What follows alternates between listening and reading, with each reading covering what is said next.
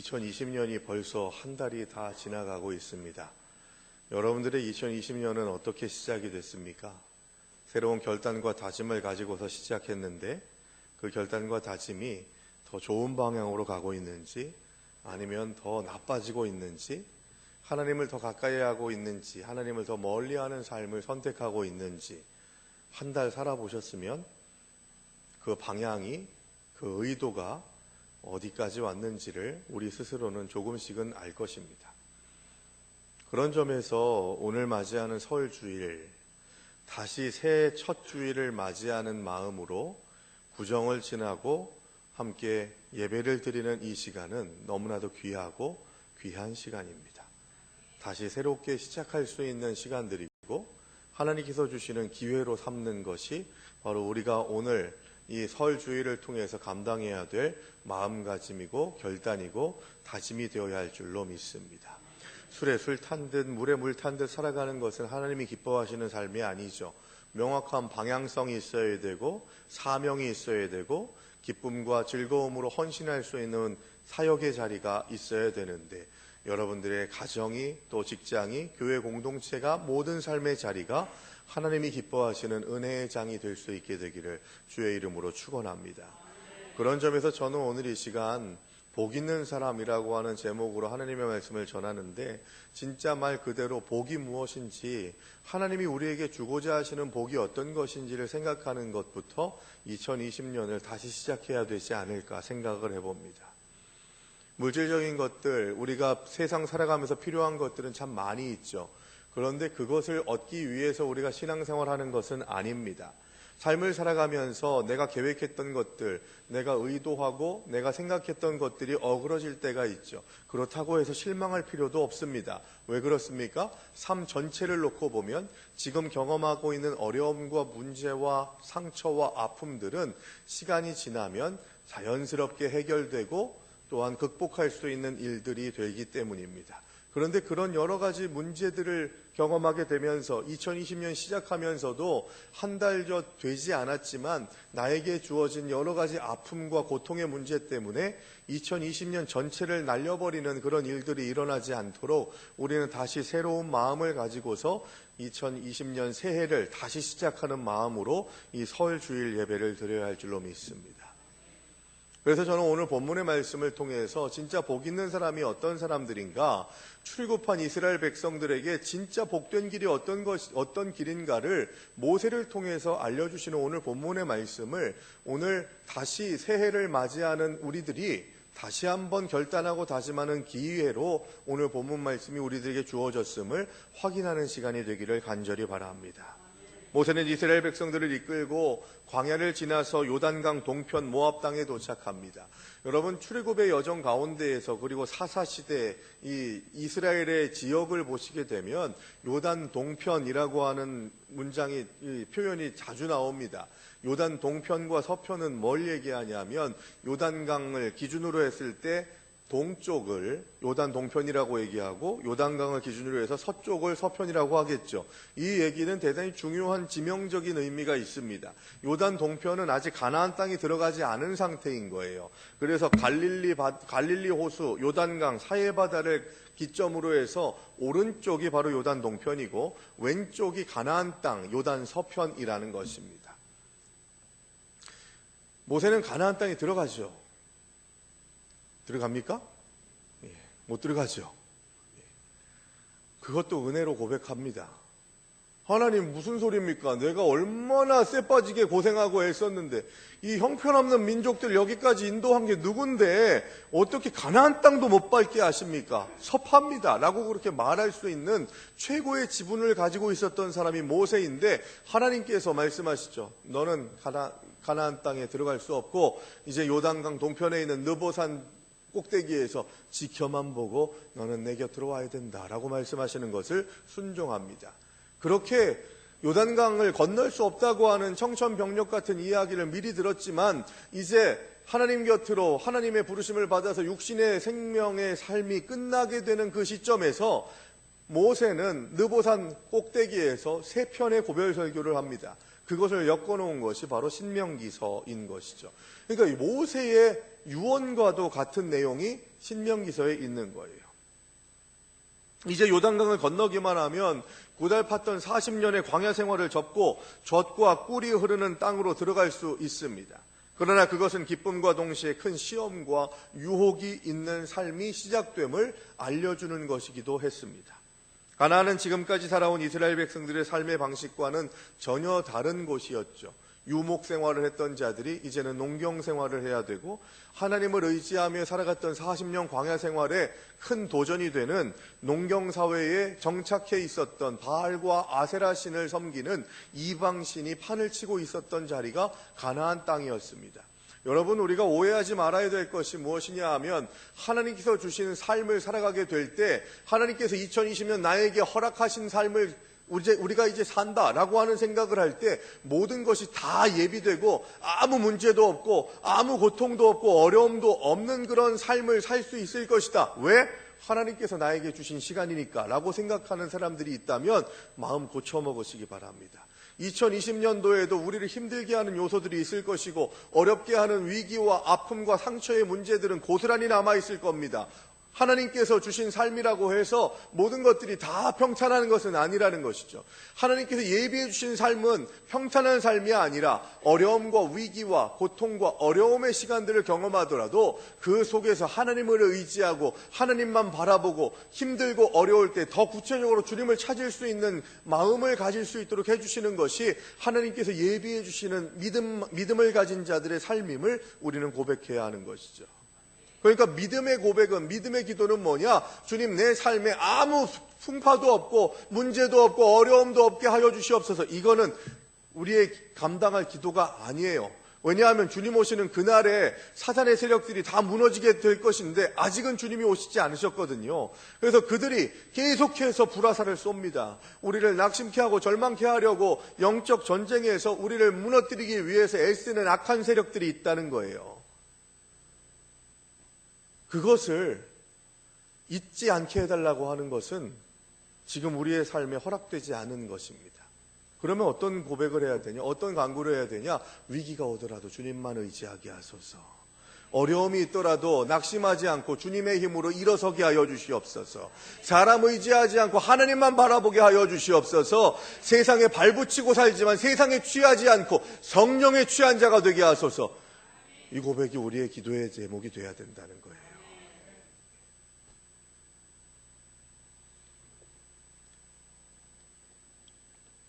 주님, 내가 꽃길만 걷길 원합니다. 이런 생각할 것이 아니라, 이스라엘 백성들이 가나안 땅에 들어가기까지 꽃길만 걸었습니까? 얼마나 힘든 여정이었습니까? 가나안 땅에 들어가서도요, 그냥 다 가나안 사람들이 쌍수를 들고 환영하면서 이스라엘 백성 여러분 여기 와주세요. 내 집 근처에 사세요. 이게 아니었잖아요, 여러분. 가가지고 쟁취하고 그들과 싸워서 대적해서 이겨서 물리쳐야 되는 시간들이 준비되어 있었던 것입니다. 하나님께서 주신 은혜를 누리려면 주신 사명에 충실할 수 있어야 됩니다. 하나님께서 기뻐하시는 삶은 사명을 감당하는 삶입니다. 그런데 그 사명을 감당하는 데에 전제 조건이 있는데, 오늘 신명기서의 말씀이 그거예요. 하나님과 함께 동행하라. 그러면 사명을 감당하더라도 어떤 일들을 위해서 헌신하고 희생하더라도 거기에 기쁨이 있으리라, 은혜가 있으리라, 그 얘기를 하고 있는 것입니다. 여러분, 기쁨 없이 예배 드릴 수 있습니다. 은혜 없이 헌신하고 봉사할 수 있습니다. 그럼 그것이 얼마나 위험한 것인지를 우리는 알아야 되는 거죠. 지난주 설교 말씀에서 상처가 그런 데서 오는 거예요. 은혜 없이 헌신하고 봉사하게 될 때.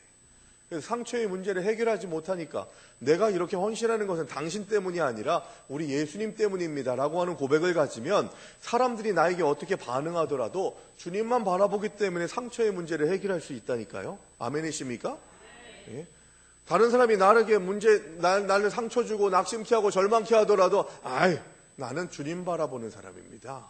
주님 때문에 이 일을 하는 것입니다 라고 하는 고백으로 그 모든 상처의 문제들을 해결할 수 있어야 되는 것이죠. 그러므로 우리의 삶은 계속된 도전입니다. 헌신을 하면 할수록 악한 영들은 계속해서 우리를 무너뜨리려고 하고 참소하고 공격합니다. 중요한 위치에 있으면 있을수록 더더욱더 우리를 흔들려고 합니다. 하나님이 주신 사명 앞에 나아갈 때마다 어려움이 있고 위기가 있는 이유는 당연한 것이다 라고 생각할 수 있어야 되는 거죠. 새로운 문화와 새로운 종교를 갖고 있고 온갖 우상들로 들끓는 곳 가나안. 더구나 지금 모세가 이끌고 있는 백성들은 출애굽 사건과 시내산 언약을 약속을 받은 말씀을 받은 그 사건을 전혀 경험해 보지 못한 출애굽 2세대들입니다. 여호수아와 갈렙을 제외하고 출애굽 1세대들은 다 죽었죠. 출애굽 1세대들이 어떤 사람들입니까? 시내산에서 하나님의 계명을 받고 난 다음에 밑에 내려왔습니다. 시내산에서 내려와가지고 이제는 가자라고 그렇게 선포했을 때 그때 군대를 재편하기 위해서 각 지파별로 20살 이상 되는 장정 남자들을 계수했는데 민수기 1장 백성들을 세는 역사에 대해서 표현하고 있는 민수기서 1장의 이 계수가 됐던 사람들이 출애굽 1세대들입니다.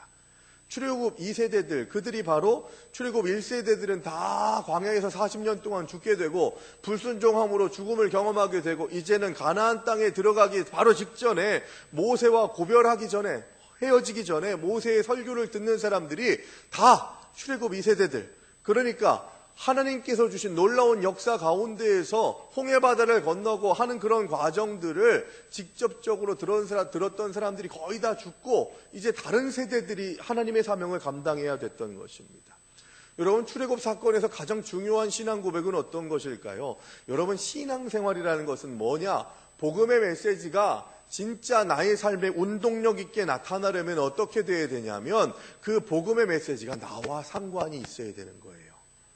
나와 무슨 상관이 있느냐라고 하는 질문에 대한 대답이 있어야 되는 거예요.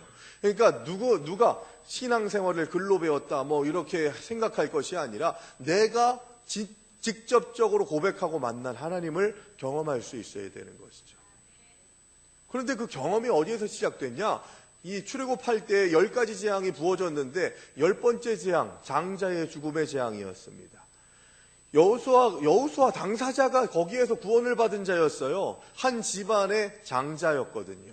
그래서 장자들이 싹 다 죽을 수밖에 없는 10번째 장자의 죽음의 재앙이 애굽 땅에 다 임하게 됐는데 좌우 임방과 문설주에 양의 피를 바르니까 주님께서 보내신 장자의 죽음을 관장하는 천사가 유월했다고 해서 유월절의 기원이 되는 겁니다. 패스오버, 넘어갔다, 그 뜻이거든요. 내가 죽어야 되는데 다른 애굽의 집안들은 다 장자가 죽어가지고 곡소리가 나는데 여호수아는 내가 그때 죽었어야 되는 존재였는데 이 어린 양의 피를 좌우임방과 문설주의 발음으로 인해서 내가 구원을 입었다고 하는 신앙 고백으로 이 출애굽이 시작됐던 겁니다.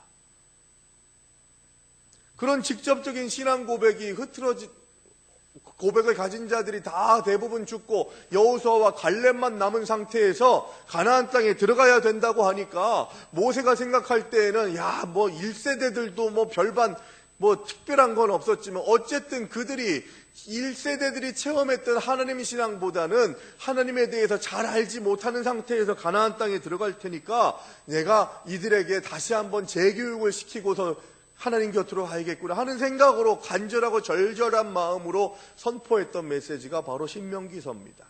하나님은 어떤 분이시고 왜 하나님을 섬겨야 하는지 왜 그 말씀대로 살아가야 하는지에 대해서 가르쳐야 되는 세대가 바로 출애굽 2세대들이었던 것이죠. 이제 모세는 가나안 땅에 들어갈 새로운 세대를 향해 온갖 이방신들로 가득한 가나안 땅에서 어떻게 사는 것이 복된 삶인지를 가르치고 있는 것입니다. 그러면서 뭐라고 얘기합니까? 너희들이 지금 가나안 땅에 들어가지 않은 상태예요.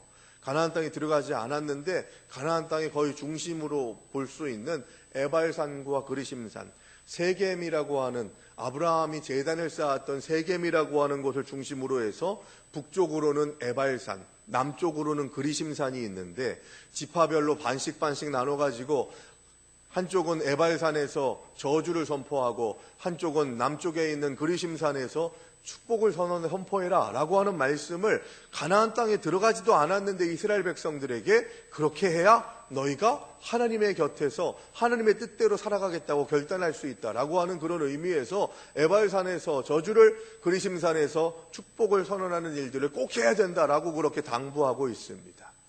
에발산은요, 북쪽 사마리아 쪽에 있는 산입니다. 그리심산은 이 사해바다에 시작되는 끝부분에 있는 그리심산은 그렇습니다.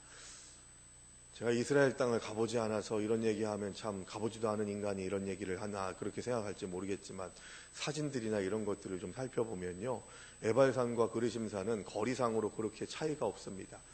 800에서 900m 정도 되는 산인데요. 그런데 그 산이 저주를 선포하는 에발산은 항상 그림자가 드리워져 있고요, 나무가 없다는 겁니다. 그런데 그리심산은 항상 햇빛이 들고 울창한 숲이, 아주 우리나라처럼 울창하진 않지만 이 초목이 있는 그런 산이라고 합니다. 그리고 에발산을 볼 때 에발산에서의 세겜에서 동쪽, 그러니까 해가 뜨는 동쪽을 볼 때 오른쪽, 우리 동양적인 개념에서도 오른쪽과 왼쪽의 개념이 좀 다르지 않습니까? 세겜에서 해가 뜨는 동쪽을 볼 때에 오른쪽에 그리심산이 있고 왼쪽에 에발산이 있습니다. 그런 의미에서 왜 에발산은 저주를, 그리심산은 축복을 선언하라 그렇게 얘기했는지 그런 식으로 유추할 수 있을지 모르겠지만 정확한 이유는 우리가 알 수는 없죠. 어찌 됐건 간에 아직 가지도 않은 가나안 땅에서 너희가 그것을 해야 된다라고 말씀하실 때에는 이유가 있는 것입니다. 너희들 앞에 축복과 저주가 함께 있다. 가나안 땅에 들어갔을 때 너희가 하는 행동과 생각과 패턴으로, 결정으로 인해서 하나님께서 주시는 복을 누릴 수 있고 하나님께서 또 다르게 준비하신 저주의 삶이 우리들에게 들어올 수 있다고 하는 것을 가나안에 들어가기 직전에 있는 이스라엘 백성들, 출애굽 2세대들에게 선포하고 있는 것입니다. 사랑하는 여러분, 2020년 한 해 복 받으시기 바랍니다. 우리 복 좋아하잖아요. 복이라는 건 많으면 많을수록 좋잖아요. 그런데 우리는 그 복의 개념을 좀 성경적으로 생각해 봐야 할 줄로 믿습니다. 사람들은 복을 소유로 생각해요. 부귀와 영화, 또 권세를 복이라고 여길 때가 있죠. 하지만 성경에서 참된 복은 소유가 아닌 하나님과의 온전한 관계에 있음을 말씀하고 있습니다. 지금 오늘 성경 본문은 그 얘기를 하고 있는 거예요.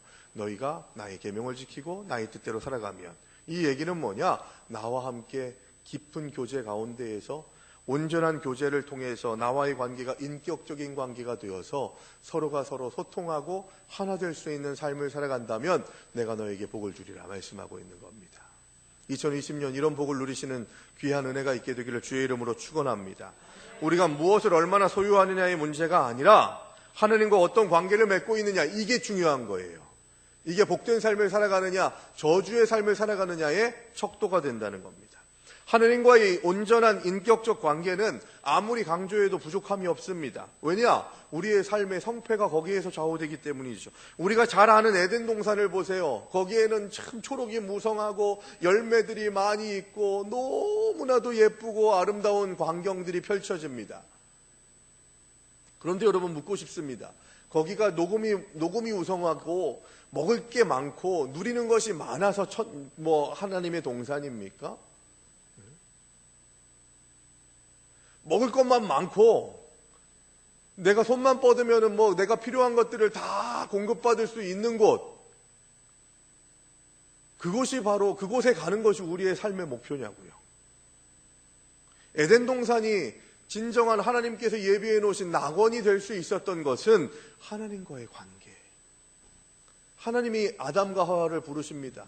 그때 아담이 어떻게 반응했습니까? 주님이 부르실 때 주님 나 여기 있어요, 주님 부르셨어요 라고 그렇게 말할 수 있었죠.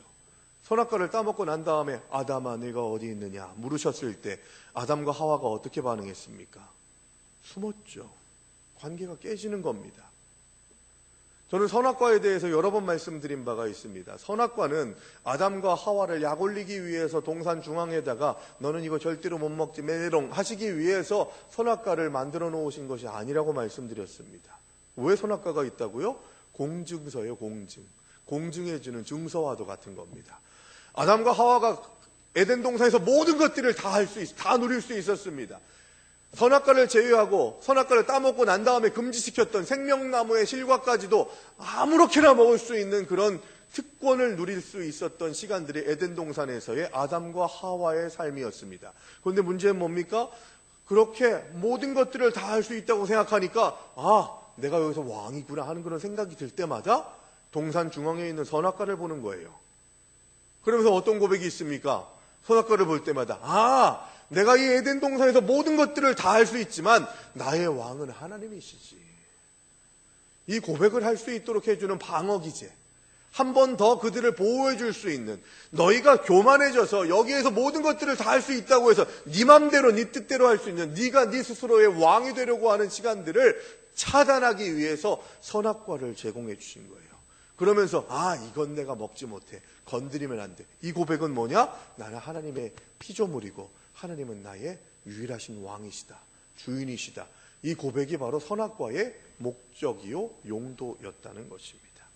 선악과를 따먹지 않는 상태에 있었기 때문에 하나님께서 그 다음에 아름다운 관계 속에서 좋은 것들로 공급해 주시는 은혜가 부가적으로 임하게 됐던 것입니다. 에덴 동산이 진짜 에덴 동산 됐었던 이유는 하나님과 아담과 하와의 관계가 아름답고 신실한 관계, 인격적인 온전한 관계였기에 그것이 낙원이었던 거예요. 여러분 보세요. 우리가 삶을 살아가면서 하나님과의 관계가 온전해지면 고난 가운데 있더라도 낙심하지 않습니다. 어려움이 있더라도 실패하지 않습니다. 항상 주님만 의지하고 바라보면서 주님 주신 위로하심과 능력으로 승리하게 될 줄로 믿습니다. 2020년 우리가 그 삶을 살아야 되는 거예요. 초막이나 궁궐이나 내 주 예수를 모시어드리고 주님과 인격적으로 교제하는 삶이 하늘나라 사명을 감당하는 믿음의 백성들의 삶이라는 겁니다. 세상 모든 불행의 원인은 소유의 부족이나 결핍에 있지 않습니다.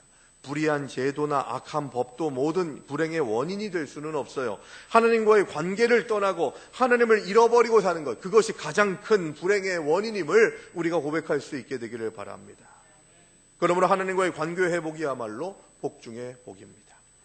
그러나 불행히도 많은 사람들은 복을 운명적이고 물질적인 것으로 생각해요. 떡시로를 앞에 놓고 밤새워서 빌고 소원을 빌면 하늘에서 뚝 떨어지는 것이 복이라고 생각하는 경향들을 믿는 사람들도 가질 때가 많습니다. 성경은 오히려 오늘 본문의 말씀이 그렇죠. 복을 우리의 선택이요 의지적인 결단이라고 말씀합니다. 육신의 정욕을 포기하고 말씀대로 살아가는 것, 하나님께 순종하는 것이 복이라고 말합니다. 이런 일들은요 농부처럼 땀 흘려서 선한 씨앗을 심는 것과 같아요. 뚝 떨어지는 게 아니라니까요. 아무리 피곤해도 하루의 첫 시간을 하나님과 교제하는 노력으로 시작해야 되는 이유가 여기 있습니다. 말씀을 통해서 힘을 얻고 성령의 능력 안에서 유혹을 이겨내는 자, 하나님의 법대로 순종하는 자, 복은 그들의 것이고 그것이 복인 줄로 믿습니다. 그래서 말씀을 사모해야 돼요. 말씀대로 살아가야 된다잖아요. 오늘 본문의 말씀 뭘 얘기합니까? 너희가 가나안 땅에 들어가서 내 율례와 법도대로 내 뜻대로 살아가면 너희에게 복이 임할 것이고, 내 뜻대로 살지 않고 나를 의지하지 않고 이방신들을 섬기고 가나안 문화에 젖어들면 너희는 순간적으로는 풍족할지 모르겠지만 가나안 땅의 그 풍요로움이 너희의 것이 되는 것처럼 생각하겠지만 내가 너희에게 저주를 내릴 것이다 라고 말씀하고 있습니다. 복과 저주의 유무는 하나님의 말씀에 있다는 것입니다. 그 말씀에 어떻게 반응하느냐에 달려 있다는 것이죠. 그래서 계속 큐티하자는 거예요. 큐티. 성경 읽고 묵상하고 그 말씀이 나를 향해서 나와 어떤 상관이 있는가 하는 그런 고백이 있어야 되는 거예요. 내가 주님의 말씀을 묵상하고 체험적으로 신앙 고백으로 그 말씀을 나의 삶에 연결시키지 않으면 우리는 언젠가는 저주의 길을 걸어갈 수밖에 없다는 겁니다. 어떤 사람은 복을 세상에서 누리는 것으로 생각하죠. 그러나 성경은 지금 여기에서 누리는 것이 아니라 영원한 가치와 상급을 위해서 쓰고 사용해야 할 사명이 복이라고 말씀하고 있습니다. 건강과 재물은 여기서 놀고 누려라 라고 하는 의미로 우리에게 주신 것이 아니에요. 하나님의 나라와 하나님의 의를 위해서 더 열심히 헌신하고 하늘 창고에 투자하라는 명령입니다. 그러므로 사명을 감당하는 자들은 은혜 받은 자들이죠. 한 달란트를 땅에 묻는 자들이 아니라 쓰고 헌신하면서 열매를 맺는 것이 우리의 사명인 줄로 믿습니다. 그런 점에서 2020년을 다시 시작하는 우리는 이 2020년을 누릴 자리가 아니라 일할 자리로 고백하시기를 바랍니다. 지금은 잘 때가 아니라 깰 때입니다. 더 많은 것, 더 영원한 것, 더 가치 있는 것을 위해서 주신 우리들을 향해서 허락하신 복을 세상에 흘려보내면서 땀 흘릴 때라는 겁니다. 일할 수 없는 밤이 곧 온다고 하죠. 그때가 쉴 때요, 그때가 누릴 때라는 것입니다. 근데 미리 누리려고 하고 미리 쉬려고 하니까 계속해서 문제가 생기는 거죠. 오늘 본문 말씀은 분명히 말씀합니다. 하나님의 말씀과 명령을 듣고 행할 때 복이 있으나 여호와의 명령에 복종하지 않는 다른 신들을 쫓으면서 살아가면 저주를 받는다고 말씀합니다. 그러므로 하나님의 계명을, 말씀을 듣고 실천하는 그 말씀대로 살아가는 삶을 복으로 여기게 된다면 우리는 2020년 하나님께서 주시는 능력으로 승리하게 될 줄로 믿습니다. 마태복음 5장에 나오는 산상수훈에 보면 팔복이 나오죠. 팔복의 내용을 보더라도 이 예수 그리스도의 관계를 통해서 어떤 삶을 살아가야 되는가, 세상은 등 따시고 배부른 것이 복이라고 하지만 팔복을 통해서 주시는 우리들에게 지향해야 될 삶의 자리가 어떤 것인가를 팔복을 통해서 알려주시는 거죠. 간단하게 설명하면 이렇습니다. 오직 예수 그리스도로 가득해서 세상에 어떤 것으로 채워줄 수 없다고 고백하면서 주님을 바라보는 마음이 가난한 자에게 복이 있다고 말씀합니다. 자신의 죄와 연약함을 깨닫고 오직 주를 의지하면서 그의 은총을 갈망하며 살아가는 자들, 그래서 하나님께서 기뻐하시는 삶의 모습으로 하나님만을 의지하면서 그의 은총을 갈망하며 그 갈망함 가운데에서 그것이 너무나도 간절해서 애통하며 살아가는 자들이 복이 있다고 이야기하죠. 오직 자신의 전인격과 품성을 주인 되신 그리스도 앞에 굴복시키겠다고 다짐하는 온유한 자들에게 복이 있다고 선언하십니다. 자신의 타고난 본성으로는 어떤 의도 이룰 수 없음을 알고 오직 그리스도로 십자가로부터 오는 의만이 나를 살릴 수 있다고 하는 고백으로 살아가는 의에 줄이고 목마른 자가 되라고 말씀합니다. 오직 예수 그리스도 외에는 마음을 빼앗기지 않는 마음이 청결한 자, 예수 그리스도의 마음으로 불행한 이웃을 사랑하는 긍휼히 여기는 자, 오직 예수 그리스도만 우리를 하나님과 화목하게 하시는 구원의 소망을 믿고 모든 나뿐만이 아니라 모든 죄인들을 그리스도께로 인도하겠다고 결단하고 다짐하기 위해서 모든 희생과 헌신을 감수하는 화평케 하는 자, 예수 그리스도의 십자가의 은혜를 통해서 의롭게 되는 구원의 복음을 위해서라면 어떤 고난도 마다하지 않겠다고 하는 의에 줄이고 의를 위하여 핍박받는 자가 복 있는 사람이라고 말씀합니다.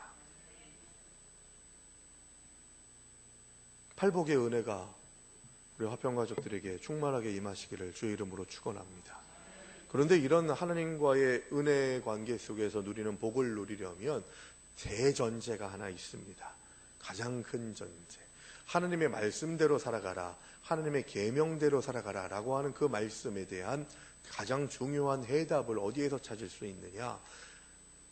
예수님 앞에 누가 묻습니다. 가장 큰 계명이 무엇입니까? 이 질문에 대해서 예수님께서 뭐라고 대답하셨습니까? 하나님을 사랑하고 내 이웃을 내 몸과 같이 사랑하라. 그러므로 계명대로 살아가는 자들은 오늘 본문에서는 본문의 말씀을 보게 되면 하나님의 계명대로 하나님의 뜻대로 살아가는 자들에게 내가 복을 주리라 라고 말씀합니다. 그런데 그 계명의 완성이 어디 있냐? 사랑에 있대네요. 사랑이 넘치면 복 받는다는 거예요? 그런 거예요, 여러분. 사랑이 넘쳐야, 사랑 가운데 살아가야 하나님께서 예비해 주신 복과 은혜를 누릴 수 있다는 거예요. 여러분들의 가정과 직장과 여러분들의 모든 삶의 자리가 이 교회는 말할 것도 없고 사랑으로 넘쳐날 때 내가 복받게 될 줄로 믿습니다. 찌르고 정죄하고 판단하는 일들로는 하나님께서 주시는 복과 은혜를 누리지 못한다는 겁니다. 하나님의 계명을 따라 산다는 것은 뭘 얘기하는 걸까요? 하나님이 주시는 은사, 복, 선물 가운데에서 가장 큰 것이 뭐냐? 사랑입니다. 믿음, 소망, 사랑, 그 중에 제일은 사랑이라.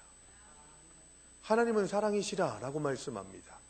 너희가 서로 사랑하는 것으로 인해서 너희가 내 제자인 줄 알리라 라고 말씀하십니다. 하나님의 백성이라고 말하는데 사랑이 없다? 서로가 서로에게 사랑으로 그 관계를 끈끈하게 감당하지 않는다? 가짜입니다. 하나님이 사용하시지 않으십니다. 하나님 없이도 일은 돼요.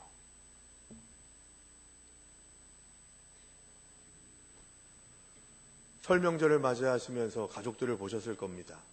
그런데요, 제일 많이 싸우는 날도 명절이라고 하더라고요.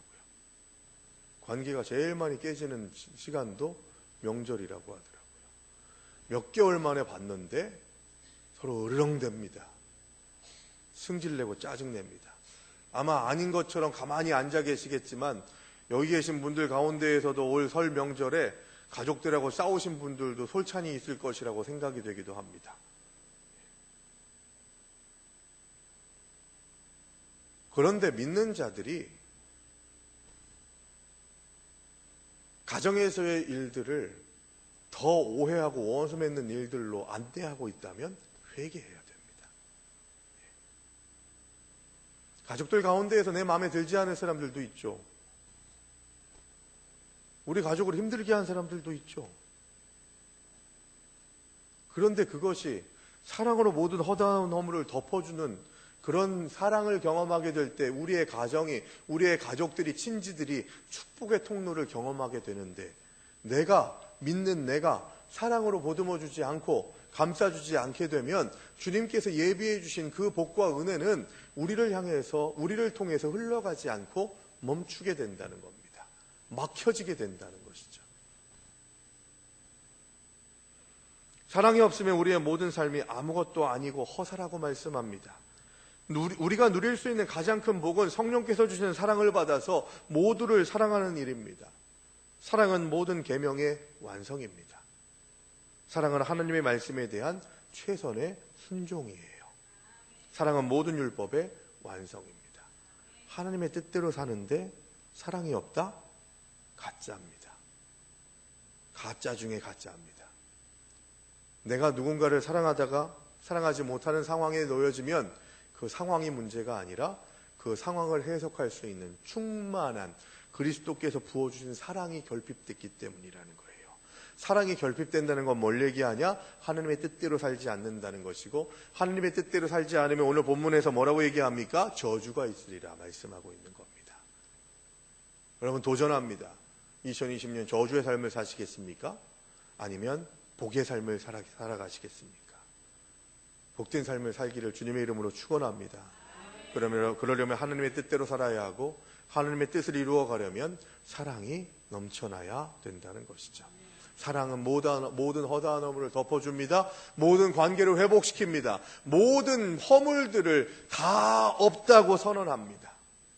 십자가에서 우리를 죽기까지 사랑하셔서 내 모든 죄가 다 없어졌다고 말씀하셨던 그 삶으로 선포하셨던 그 설교, 그 골고다 언덕의 십자가의 사랑이 나를 향하고 있고 나에게 충만하게 임했고, 그리고 그 사랑을 힘입어서 내 가족들을, 이웃들을, 믿음의 형제 자매들을 사랑해야 되는 사명이 우리들에게 있어서 어둠 밤 쉬 될 때까지 어둠 밤 쉬되리니 네 직분 지켜서 일할 때 일하면서 놀지 말아라. 쉴 때가 올 것인데 그때 쉬고 지금은 함께 일하고 함께 헌신하고 함께 열매 맺어야 될 때다라고 하는 그 말씀을 가지고서 2020년 살아가면서 헌신하되, 그것이 억지로 하는 헌신이 아니라 주님 주신 사랑 안에서 기쁨으로 자원하여 헌신함으로 인해서 이 세상에서 세상적인 복이 아니라 주님께서 주시는 복과 은혜를 충만히 누리는 복 있는 사람 되시기를 주의 이름으로 축원합니다.